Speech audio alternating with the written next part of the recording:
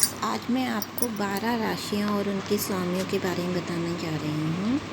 9 ग्रह होते हैं, जिनमें होते हैं सूर्य, चंद्र, मंगल, बुध, गुरु, शुक्र, शनि, राहु, केतु।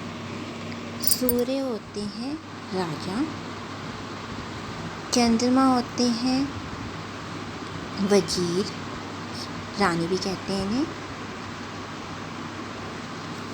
मंगल होते हैं इसमें सेनापति।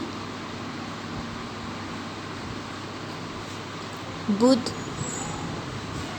कोषाध्यक्ष। कोषाध्यक्ष मतलब कि आप कह दो अकाउंटेंट, ठीक है। गुरु होते हैं गुरु। शुक्र होते हैं मंत्री, अर्थात हम कह दें इन्हें स्वच्छता मंत्री। स्वच्छता मंत्री, और इन्हें हम कह सकते हैं हमारे जो भी सौंदर्य वगैरह है उससे रिलेटेड जो मंत्री हो गए वो हो गए। गुरु शुक्र। शनि होते हैं हमारे दंड देने वाले।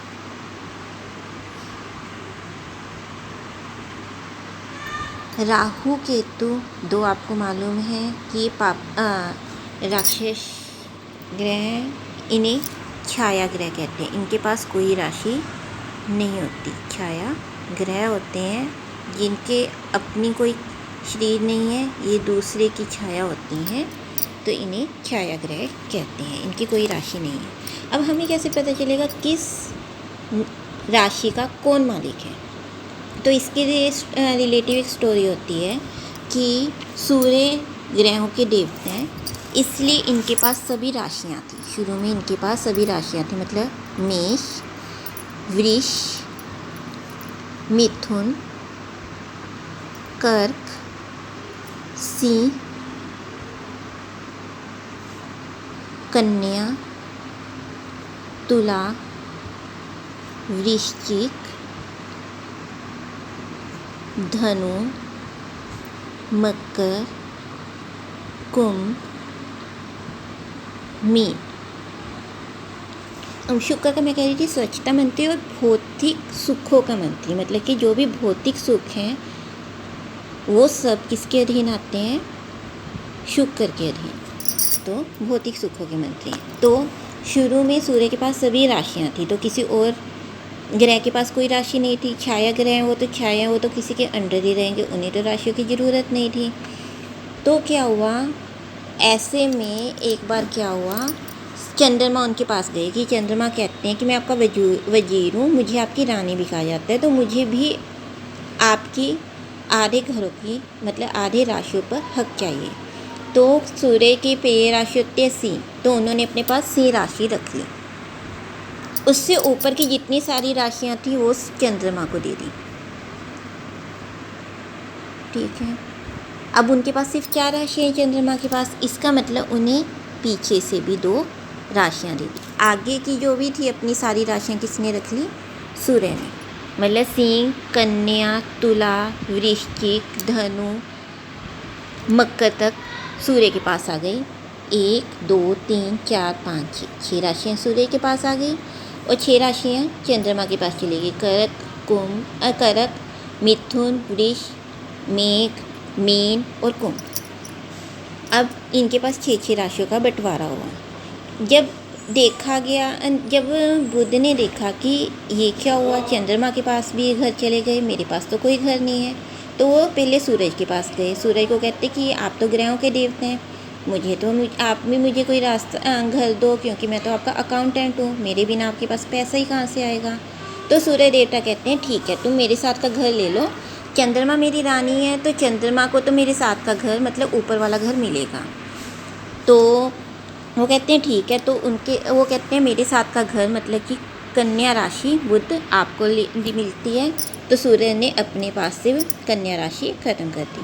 फिर वो चंद्रमा के पास गए। चंद्रमा कहते मैं सूरज के पास रहूँगा, मैं उसकी रानी, उनकी रानी भी हूँ, तो मुझे तो अपने पति के घर पास ही घर चाहिए, तो मैं तो उनके पास ही रहूँगी। तो उनकी सिंह राशि है, तो मैं कर्क ले लेता हूँ, तो आपको मेरे साथ उसके साथ का घर आपको दे देती हूँ। मतलब बुध को मिथुन राशि मिल गई और चंद्रमा ने उसके ऊपर से हक हटा लिया। ये देखकर शुक्र देव को भी हुआ। शुक्र देवता गए सूर्य देवता के पास। वो कहते हैं कि हे सूर्य देव, मैं तो आपके भौतिक सुखों का मालिक हूँ, मेरे बिना तो कोई भौतिक सुख नहीं हो सकते। आपके पास 12 घर थे, अब आपने 6 घर चंद्रमा को दे दिए थे और आपके पास 6 घर रह गए थे, एक आपने बुध को दे दिया। अब आपके पास 5 घर रह गए हैं, तो मेरे बिना तो आपके पास घर ही नहीं हो सकता था, कोई भौतिक सुख नहीं हो सकता था, तो आप मुझे भी कुछ दो। तो कहते हैं ठीक है, आप बुध के साथ वाली राशि ले लो। तो वो राशि शुक्र को मिल गई और सूर्य के पास से वो राशि चली गई। वैसे ही वो चंद्रमा के पास गए, तो चंद्रमा ने भी बुध के साथ की राशि शुक्र को दे दी और उनके पास से भी वृश्चिक राशि चली गई। इस तरह शुक्र के पास वृश्चिक राशि और तुला राशि आ गए, बुध के पास मिथुन राशि और कन्या राशि चली गई। ये देखकर मंगल भी गए। मंगल कहते हैं कि हे देव सूर्य देव, मैं तो युद्ध का देवता हूँ, मैं तो लड़ाई का देवता हूँ, मेरे बिना तो, मैं आपका सेनापति हूँ, मेरे बिना तो आपकी कोई गति नहीं है। कोई आप पे हमला कर ले तो क्या कर सकते हैं आप, तो मुझे भी घर चाहिए। तो उनकी बात सुनकर सूर्य देवता कहते हैं ठीक है, मैं आपको भी घर देता हूँ। तो वो उन्हें शुक्र के साथ वाली राशि घर मतलब वृश्चिक राशि दे देते हैं। और वैसे ही वो चंद्रमा के पास जाते हैं, तो चंद्रमा भी उन्हें शुक्र के साथ की राशि दे देते हैं, अर्थात उनके पास मेष राशि चली जाती है। इस तरह मंगल के पास मेष और वृश्चिक राशि आ जाते हैं। अब बारी आती है गुरु ग्रह की। वो जाते हैं, कहते हैं कि सूर्य देवता ये क्या हुआ, आपने सबको घर दे रहे हैं, मैं तो आपका गुरु हूँ, मुझे तो आपने कुछ भी नहीं दिया। तो सूर्य देवता कहते हैं कि मैं तो एक ब्राह्मण भी हूँ, मुझे तो कुछ दान दो, मेरे पास तो आपने कुछ नहीं दिया। तो वो क्या करते हैं, वो मंगल के साथ की राशि मतलब धनु राशि गुरु को, बृहस्पति को दे देते हैं। अब बृहस्पति देव चंद्रमा के पास जाते हैं। चंद्र देवता कहते हैं मंगल तक तो मेरे पहले नंबर तक की राशियाँ ख़त्म हो गई हैं, मेरे पास 2 राशियाँ रह गई। तो ऐसे करता हूँ, मैं आपको सबसे आखिर वाली राशि, मतलब कि मंगल से पहले उल्टा मेरा चल रहा है, तो मंगल से पहले मीन राशि आएगी, तो मैं आपको मीन राशि दे देती हूँ। मतलब मंगल के बाद नीचे की तरफ गिनते हुए मीन राशि गुरु के पास चली गई। अब शनिदेव जाते हैं। शनिदेव कहते हैं कि मेरे साथ तो आपने बहुत अन्याय किया, मैं न्याय का देवता, मैं दंड देता हूँ, किसी के अपराधों का दंड देता हूँ, किसी के अच्छे कर्मों का फल देता हूँ, मैं तो न्याय का देवता हूँ और मुझे ही आप दोनों ने कुछ नहीं दिया। तो सूर्य देवता कहते हैं कि आपको जो मकर राशि बच गई है मेरे पास, मैं आपको वो देता हूँ। तो शनिदेव के पास मकर राशि पहुँच जाती है और चंद्रमा के पास जाते हैं, तो वो कहते हैं मेरे पास एक राशि बच गई है कुंभ, मैं आपको वो राशि देता हूँ।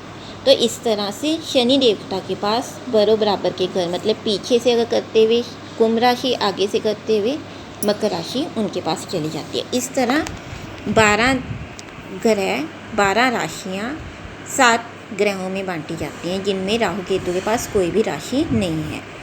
इस तरीके से राशियों को बांटते हुए सूरज के पास 12 राशियों में से सिर्फ एक राशि, वो भी सिंह राशि रह जाती है, और चंद्रमा के पास 6 राशियों में से एक राशि कर्क राशि रह जाती है। अब पहली राशि है मेष, उसके मालिक है मंगल, दूसरी वृष, शुक्र, मिथुन, बुध, कर्क, चंद्रमा, सिंह, सूर्य, कन्या, बुध, तुला, शुक्र, वृश्चिक, मंगल, धनु, गुरु, मकर, शनि, कुंभ, शनि और मीन गुरु ग्रह को मिलते हैं।